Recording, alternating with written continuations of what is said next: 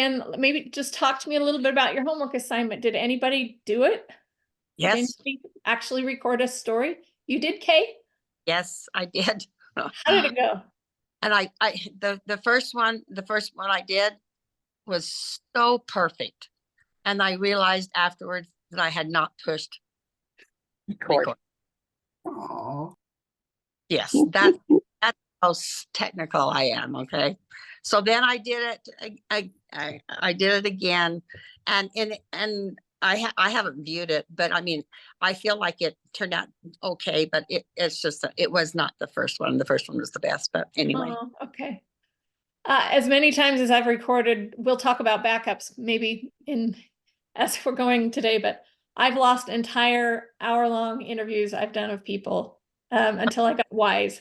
And now I always have a double and triple backup system when I'm recording. So I'll have two cameras going, or I'll have a camera and a digital tape recorder going, or something like that. And it's pretty consistent that once in a not too often, but consistently enough, I'm always grateful that I have those backups. So keep that in mind as you're interviewing other people in your families and gathering additional stories outside of your own. If you can come up with a backup system of some kind, that's always really a really good idea. I will start to build a little links page for you. And in it, I'm going to put a link to a digital tape recorder that I use that costs about $50. It fits in the palm of your hand, and it's as simple as pushing a button, and you can record for 100 hours. So I carry it with me when I'm going to actual interviews, and it's always sitting there on the side as a backup. And it works really nicely. So if you can't record from your phone, or you don't want to record video, you just want audio, it's a great option. And where did you get it? I just bought mine on Amazon. Okay. So. Okay. Any other thoughts about your homework story? Sherry, did you have anything that you're muted? I had great intentions, but then a big project came up, and but I am really excited about doing that. Really, Okay. and I also met with my sister. I don't know what Jonetta's going to say, but anyway, I'm excited about it. I will get it done. Nice. That's great class. Jonetta, what do you want to say? You're muted, sis. You're muted. She doesn't want to say anything. She just wants to listen in. Okay, Kathy, anything from you? No, I was out of town. I just got back last night, and so I didn't have the chance to do mine. But I was thinking, I know that you recorded my parents, and I have not transcribed that yet. So I was thinking that that would probably be a good thing for me to start on, is something that I already have. Yep, and that'll keep you busy for a good little while. So links. I have. I did mention it to my mom though, and tell her what I was doing, and that I wanted her to think of I couldn't remember what it was called. I couldn't think of the term Genesis. So I said, just think of an experience that was meaningful that you would like to share with your posterity. And then okay, we didn't have time to do it. So okay. Lene, let me ask a quick question. I know Sure. that you probably told everybody last week about Genesis. So just recap what Genesis is to you. A Genesis story to me is any story of a beginning, a new beginning. The first time you met your husband, your first job, the first time you met your best friend. It's kind of just a nice way to begin your first story, to get your brain going and thinking about starting your history, because a Genesis story is typically something you've told people about before. You've shared this story before. And so it kind of rolls off your tongue a little more easily. Okay. And they also tend to be really interesting stories. You know, your grandkids will want to know how your husband proposed to you. They'll want to know, I don't know, what are some other examples? Some of those kind of life history questions that we want to know about our own parents. And maybe those of you who are thinking about interviewing your own parents, keep track of the questions you're asking them, and know that your children are likely to have the same questions about your life. Okay, so let's jump in. An overview of the things I have prepared to cover, and we are likely not going to have time to do all of it. Organization workflows, some organizational hints I have for you as you get going, so that you don't get, so that you stay organized. I want to introduce our first technology tool. It's a journaling application that I use personally and I think is fantastic. And then our goal for today is to kind of get you thinking about gathering photographs of yourself. And I've chosen the arbitrary number of 50. I would like you to find 50 photographs of yourself, or if you're doing this story, doing this with your parents or someone else, basically as many photographs as you can find of them that span their entire life. And for yourself, to clarify, you'll have on average in 100-page personal history, you'll have on average 1 photo per page. So if you think about length of your history, you'll probably, depending on how you do it, that's the best way to keep a reader going and engaged, is to have a photograph pretty consistently. It just pulls the reader along.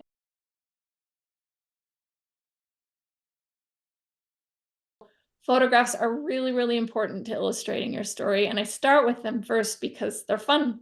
It's a really fun way to get going as you're going through your photos. You start to reminisce, you start to remember. I know Cheryl's been working a lot with her photos, so she might agree or disagree, but the I work, agree. yeah, the work of going back into your photos, there is actually a branch of professional therapy called phototherapy, where they actually go into people's photographs and help them overcome some life difficulty by reviewing photos. So it's a powerful thing to do. I've been doing my own photos for the last week, trying to get ready for this class, and I won't take time to share today, but I've had some really interesting experiences going through my own photographs and just kind of thinking about how has my life changed.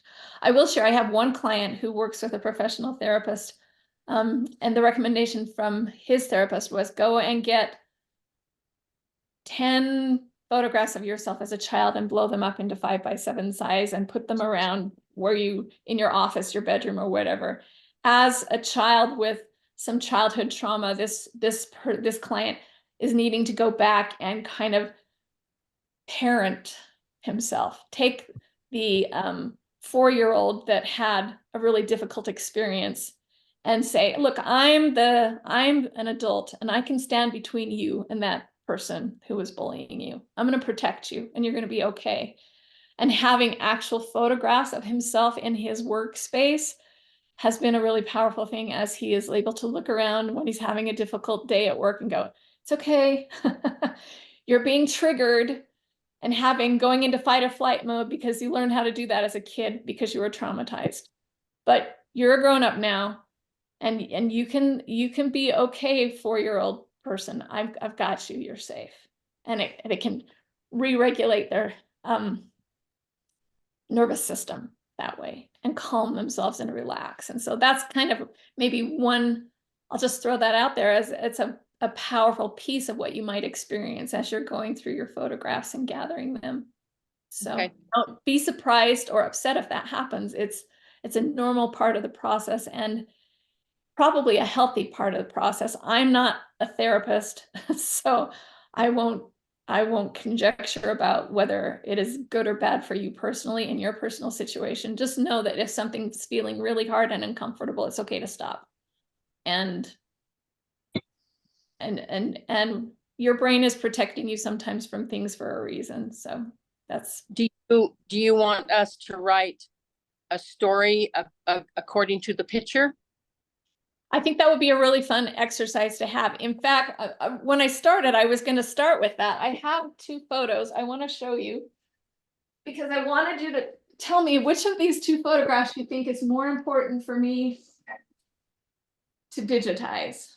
Which one, if I only have a limited amount of time to work on, I'm sorry, I've got a glare on that, to work on saving my family photos, which one's most important for me to spend the time on? This is me and my husband. This is our engagement photo. This is my husband's probably third great grandfather who died when he was in his 40s.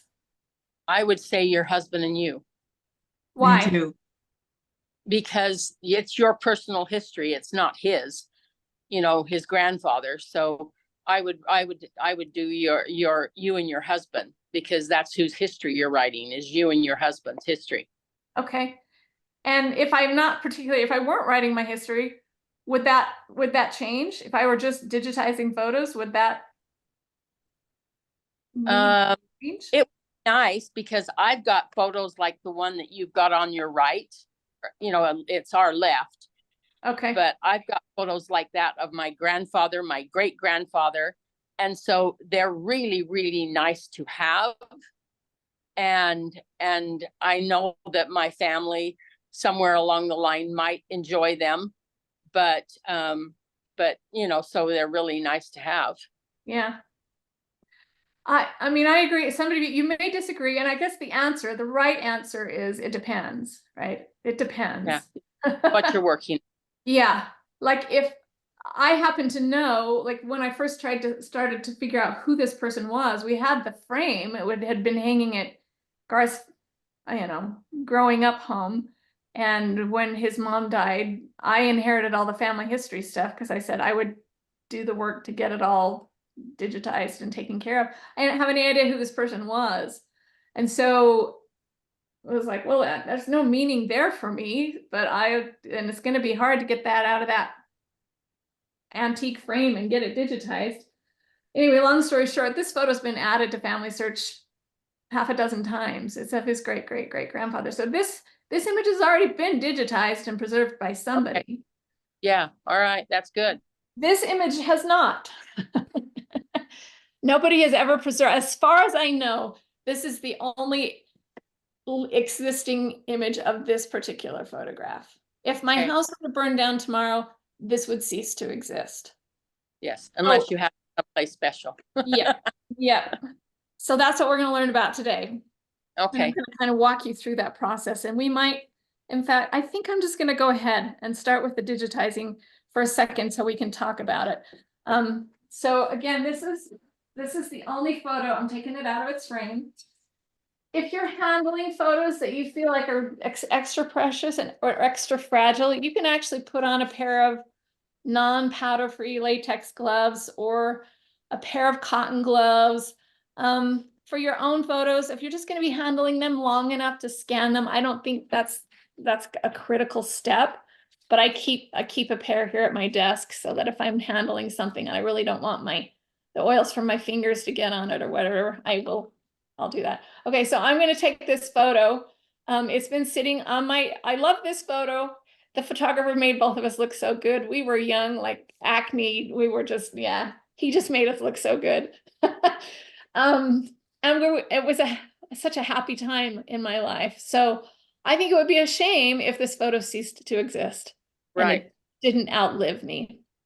So my goal with my 50 photos that I'm going to gather, and again, I'm using the number 50 as a totally arbitrary number, but I think it's a manageable number if you're going to learn these skills. And once you've done your own 50 photos, you'll have a really good feel of, do I want to keep doing that for other people, or do I want to outsource this job to a professional, which is something that you can do. But I think if you learn the skills for how to do it, that's a skill that will bless you as you're going forward with preserving your history. So I'm going to put this, I have a flatbed scanner. Maybe I can turn so you can see my workspace. I should show you here too, like my desk back here is where I have started to gather all of the books and frames and media that have images of me on them. You can see my family photo book back in the corner. I have a scrapbook from high school. I have my wedding photos. I have a few framed photos here. I was going to make you get up and go on a scavenger hunt through your house and find 10 photos of yourself right now. I thought that would be fun, but we won't waste the time for that. I have my baby book. I have CDs that were, we transferred some photos on to, I've even got 3.5 floppy inch discs that have family history on them, VHS tape, SD cards. I've got back here when I started doing some family photo organizing a year ago, this is a big rabbit hole to go down. So we're not going to do all organizing. We're just going to do your 50 photos. But all of the old computer CPUs we had in the basement with all of our digital photos on them that nobody had ever bothered to transfer onto any other kind of media, there's no way for me to get to them anymore. So I had to go in and take the hard drives out of the computers and buy a hard drive reader that can go back in and get to my digital images. So one thing to be thinking about, if you were to go onto your own phone right in this moment and search through your photos, how many pictures of yourself do you have on your phone from the last, say, 2 months? Maybe a dozen. Do you think? Uh-huh. One. Yeah, I don't think I'd have any And why is that? because I'm taking of everybody else. Exactly. Your device I doesn't don't have like images of photos. Yeah, and then a lot of us don't like photos. I don't like having pictures taken of me or being in them. There's a reason for that, which we might cover. But Anne doesn't have too much of a choice. She has a family that snaps pictures of her all the time and are All the- sending them. but are all the those on your phone, Anne, or are they on somebody else's phone? No, they send them to me. Okay. If they've sent them to me. So they're on. Okay. So she's lucky. Maybe keep that in mind going forward for the rest of your life. You're going to want a few good photographs of yourself.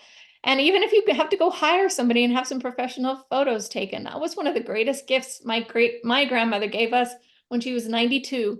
She hired a photographer because she was like, she'd done this Christmas card. It was her special Christmas card every year. She's 92 and she's like, I'm not going to do a Christmas card with a photo in it this year.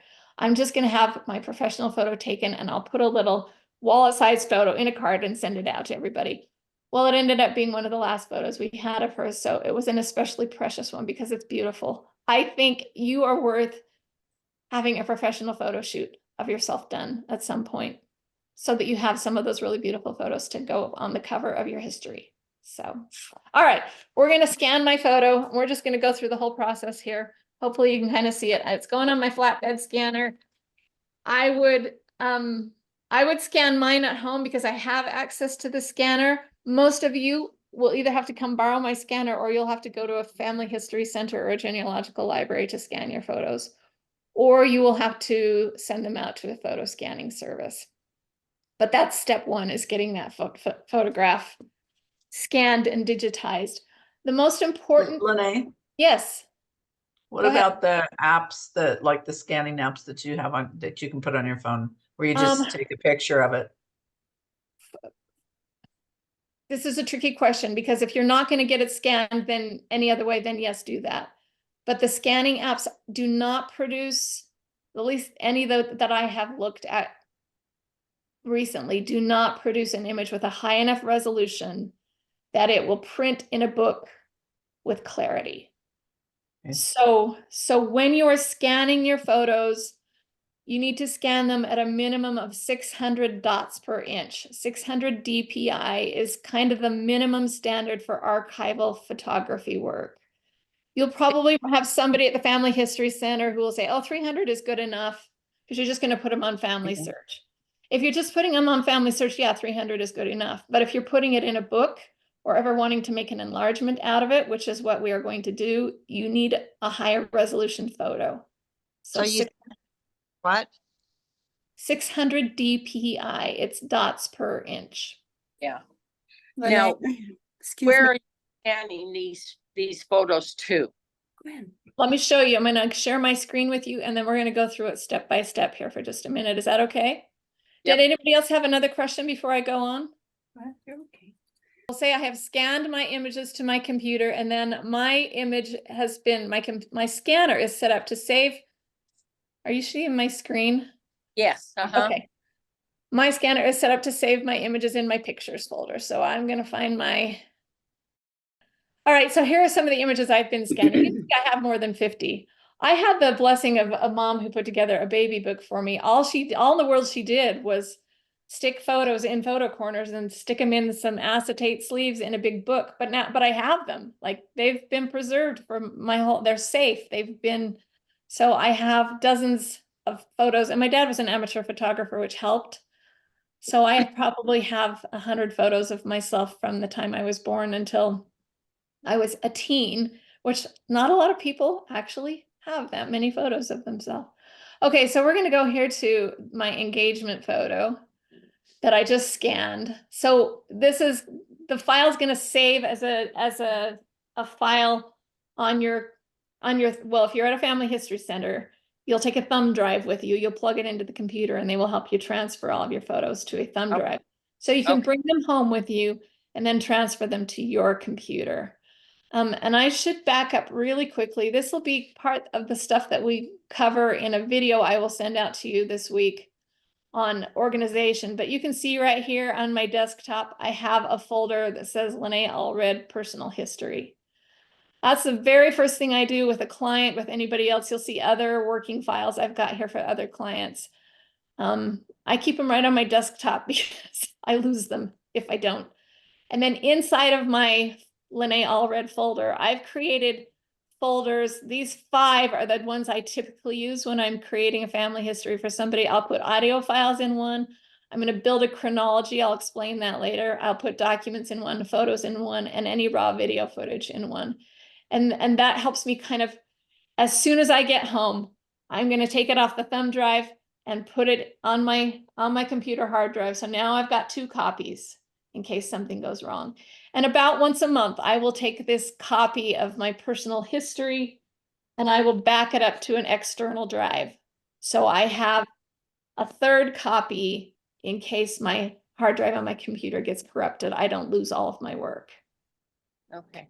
That's part of the photo organizing process that we'll go through. But for now, I'm going to take this image of myself and I'm going to rename it. I've already done the renaming with this one. This is a photo naming convention that I use pretty typically in my work. We'll cover that I'll send out a video with all these 7 organization tips to you to look at during the week. But when I'm doing photos, I typically start with the year first. If I know the month and the day, I will add that. If I happen to know, well, I know what my wedding date was, so I'll put that in here. I use underscores in between. Hope you can see what I'm doing up here at the top of my screen. I'm giving this file a name so that if I'm looking through a folder and I'm looking at 100 photos, and I need to find the one of my engagement, I can search the word engagement, I can search my name, and I'll be able to find that photo. This 1986 month and date will force these photos to sort themselves chronologically in my folder. So I always make sure that I put a date in that format at the beginning. And then I will typically, if I can, I'll add the names of the people in the photo and maybe a little bit of information about it. So that now, anytime I save this photo to any other device, any other website I upload it to, whatever, that file name is going to go with it. And that file name is going to tell everybody for the next forever who's in this photo and what's going on and when it was taken. I see. That's That's called metadata. There are other places you can add photo metadata. Your iPhone, if you're taking a photo with your smartphone, unless you've turned the settings off, it is most likely geotagging your location where the photo was taken. It's time stamping it, what time of day and what date. And that's super helpful information to pass on to future genealogists. Your grandma, had to write information on the back of a photo. And if she didn't, then nobody has any clue who's in that photo 100 years later. So what we're doing, this is the equivalent of writing on the back of the photo. We're naming the file according to what is in the picture. That makes sense? yes. Okay. I will back up my photos once I get home from the Family History Center to an external hard drive so that I've got that separate copy. I have two external drives. One's plugged into my computer right now, so you can't see, but I've got 2 external drives. that I switch back and forth from, and about once a month, I'll copy everything off from the external drive that's always connected to my computer, and I copy it off to my secondary drive. Real purists would have this secondary drive live at a different home. They'd mail it to a family member, it'd be in a safe deposit box, whatever. It's just a hedge against losing all of your information. So those external drives are not expensive. I think these are about $60 and they hold 2 terabytes of information, which is all the information you're going to need for your personal history and your family history and then some. So now that I have scanned this photo, I'm going to make 3 copies of it. I've got my original. I'm going to actually send this image out to a professional. I use Snelson's Photo Color Lab locally here, and I will have them print it in black and white color process as a black and white. And I'll probably have them give me another color photo, because you can look closely at this image on my screen and see this yellowing that's happening down my face. That's just deterioration of the print because it's old and because it's been sitting out getting the sun hitting it. And so this is what, this is going to happen to our images over time. Snelson's will color correct that and print me a new clean image of it that I can store in an album where it's not going to get damaged. And then I will probably also have them print a black and white, because we know that our black and white photographs will last 200 to 300 years. Well, we know they'll last about how long have we been doing black and white photos? 150 years, 200 years now? Yeah.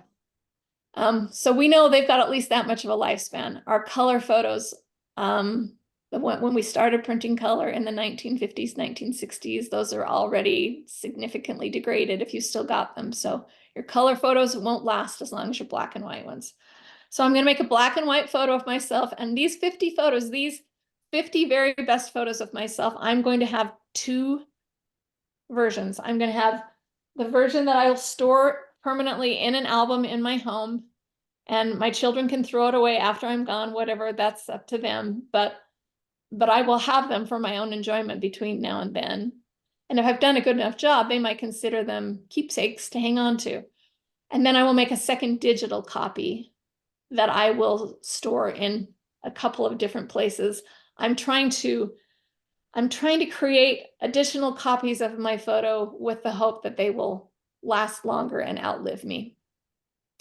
There's a lot more detail that I will get into, but rather than take up your time today, I'll record another video and send it out to you. I've also put all this information on a blog post that I will send you. It goes step by step through what are the ways that I do my photos. I make my first copy. I get a print that I can put in a photo album. My second copy, I'm going to save that to my external drive. So it's a digital copy. So I've got a backup of it that if I ever need to get to that picture and put it in an email or send it out to somebody, I have quick, easy access to it, and I know exactly where to find it. My third copy is going to be stored in the cloud to a web-based storage system that I trust. I use one called forever.com. It's a photo storage system that is private, that is consistently backed up, and that they guarantee, I don't know how good guarantees are, but they guarantee that this photo will continue to exist for 100 years from the time that I put it on their website, and they will automatically upgrade all of the technology. So my photos that are on 3.5-inch floppy disks that I really have no way to get to anymore without sending them to a professional service, if I can get those photos onto forever.com, they have committed that they will update to the next technology and the next technology and the next for the next 100 years. And I pay for that service in advance. You said that you were going to talk a little bit about organization. What's that?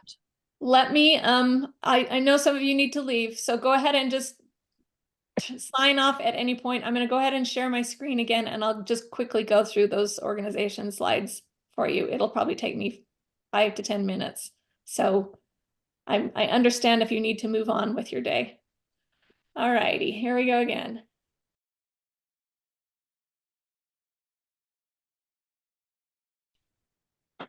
So I've already talked about creating the storage folder on your computer desktop. That's the very first thing I do when I'm starting a new client project, and something you should begin with too. I will also organize a physical space where I put everything. My desk behind me, I can pretty much leave this mess here and nobody's really going to disturb it. So I'm lucky that I have space. I can do that. If you don't have a table or a desk that you can move your photos out and leave them on while you're working with them, you need to keep them in a safe place. I would recommend a physical storage spot that you can organize and put in folders, put in manila folders or whatever. That will just help keep you from losing things. And once you've gathered it, there's nothing more frustrating than knowing I had that last week, but what did I do with it? So I like the idea of having it in a permanent place. If I needed to move this stuff off from my desk for any reason, I've got a little storage bin underneath that I would just put it all in here and set it in the corners if the grandkids needed my desk to color on or whatever. So it's not a big job to move it around. I've got a way to do that. So those two things, create a storage space on your computer and a workflow area that can be mostly undisturbed. We talked about the naming conventions already. Are you going to be able to know what's in the file just by looking at the file name? And so you can see if I've scanned a letter, it's not a photo, and I want to be able to know what's in this letter. The top naming convention right there. Oh, it's scanning through. Okay, we'll do this one first. My computer's moving without me. The year, the month, the day, the name of the person, and the event. And so my naming convention looks like this. I use underscores to separate the date and dashes to separate names, because I can't read, my brain can't read things when they're all squished together. Those dashes and underscores just help my human eyeballs sort it out so I can see it better. A lot of photographers, professional photographers, will just run all of those numbers, the 2024 03 18 together, like in this top description here. Lene's brain can't read that. I can't. I have to think too hard about, okay, 1927 and then the 12th, that's December. So you could do it the second way, put December in instead. That's really easy to read. But if you do that, it's not going to sort alphanumerically anymore. It'll sort because December comes before July in the alphabet, but not in the year. So that's why I stick with that third naming convention. Okay. It doesn't matter what naming convention you use, as long as you choose one and you stick with it. It can be altered as you go. As you get better and better at naming your files, you'll know what works best for you. But that's the reason I use that particular naming convention when I'm naming files. When I finish with scanning something or getting it ready, I will archive it in archival quality folders in archival quality sleeves. And when I'm finished with everything in this project, this is my letter project that I started.